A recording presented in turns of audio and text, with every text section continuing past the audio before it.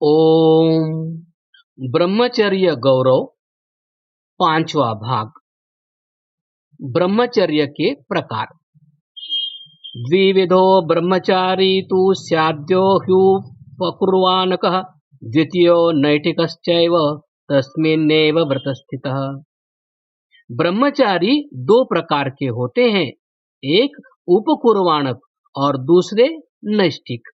उपकुर्वाणक ब्रह्मचारी वे होते हैं जो विवाह करते हैं, संतान भी उत्पन्न करते हैं, परंतु ऋतुकालगामी होते हैं। इनके सहवास का प्रयोजन कामवासना न होकर प्रजोत्पत्ति होता है। योगेश्वर श्री कृष्ण, मर्यादा पुरुषोत्तम श्री राम इस श्रेणी में आते हैं। ऐसे ब्रह्मचारियों के लिए महर्षि मनु लिखते हैं, ब्रह्मचारेव भवति यत्र तत्राश्रमे वसन।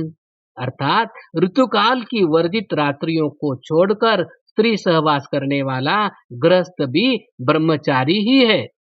और भी परदार परित्यागात स्वदार परितुष्टितः ऋतुकालाभिगामित्वात् ब्रह्मचारी गृहीतः। अर्थात गृहस्थ परस्त्री का सदा त्याग करे, परस्त्री में भूल से भी राग न करे, अपने विवाहित भार्या से ही संतुष्ट रहे और योग्य संतान की उत्पत्ति के लिए ऋतुकाल में ही भार्या से संबंध करे।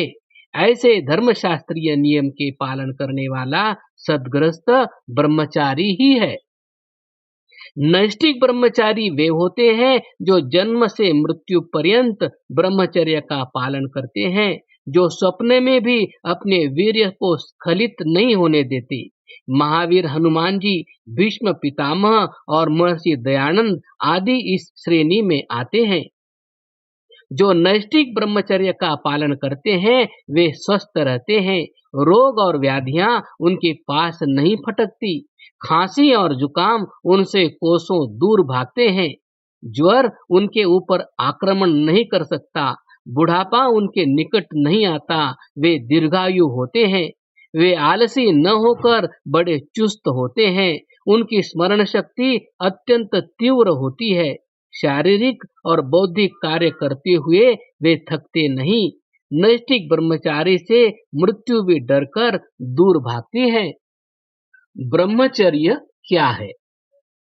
ब्रह्मचर्य दो शब्दों से मिलकर बना है, एक ब्रह्म और दूसरा चर्य। ब्रह्म के प्रसिद्ध अर्थ ये हैं, ईश्वर, वेद, ज्ञान और वीर्य।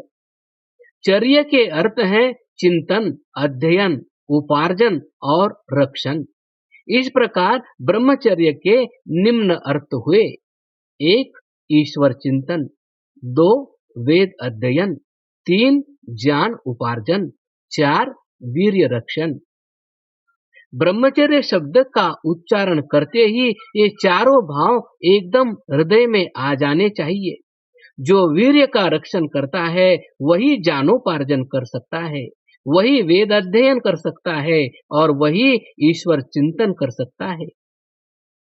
आजकल ब्रह्मचर्य का अर्थ बहुत ही सीमित और संकुचित हो गया है। आज ब्रह्मचर्य का अर्थ केवल जननेंद्रिय का संयम समझा जाता है, परंतु ब्रह्मचर्य को जननेंद्रिय मात्र तक सीमित रखना भारी भूल है। पूर्ण ब्रह्मचर्य तो यह है कि हम भद्रम कर्णेभिः शृणुयाम देवा भद्रम पश्चिमाक्षभिर्यजत्राः।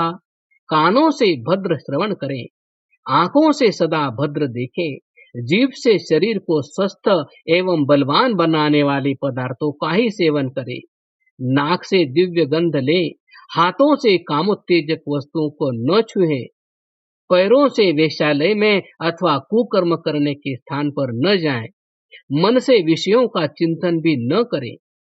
तात्पर्य यह है कि इंद्रिय मात्र के संयम का नाम पूर्ण ब्रह्मचर्य है।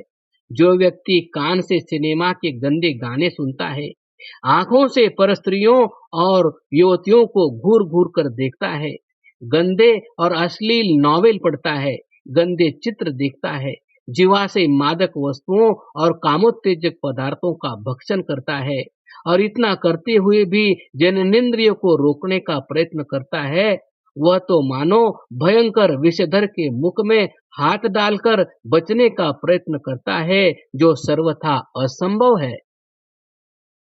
आर्यों की दैनिक संध्या में हमें उक्त ब्रह्मचर्य के दर्शन होते हैं।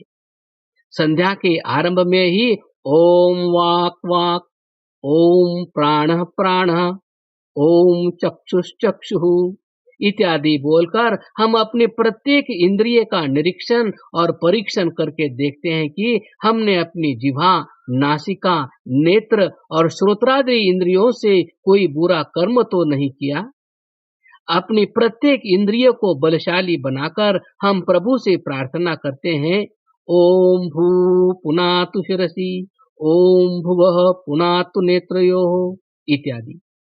हे प्रभु, आप हमारे सिर, नेत्र, कंठ, हृदय, जननेन्द्रिय आदि सभी इंद्रियों में पवित्रता प्रदान करें।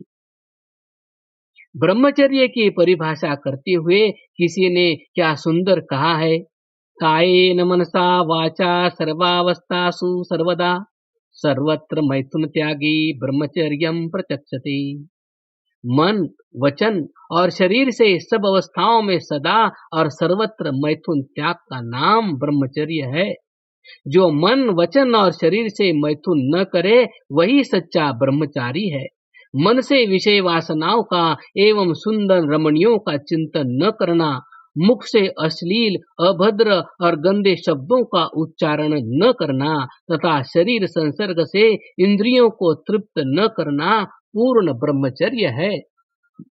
महाभारतकार महर्षि व्यास ब्रह्मचर्य की परिभाषा इस प्रकार करते हैं, ब्रह्मचर्य उसे कहते हैं कि गुह्येंद्रिय का गुह्येंद्रिय से स्पर्श तो क्या अपितु बिना निमित्त हस्तादि से भी स्पर्श न हो, विषय संबंधी बुरी बातों को न सुने, आंखों से ब्रह्मचर्य को नष्ट करने वाले चित्रों और स्त्रियों को कुदृष्टि से न देखे, वाणी से विषय संबंधी बातें न बोले, मन में विषय संबंधी बातें न सोचे, बुद्धि के द्वारा विचार कर ही कार्य करे, यही निष्कलंक ब्रह्मचर्य है। प्रस्तुत पुस्तक में हम मुख्य रूप से वीर्य रक्षा और उससे होने वाले लाभ तथा वीर्य नाश से होने वाली हानियों का वर्णन करेंगे क्रमशः।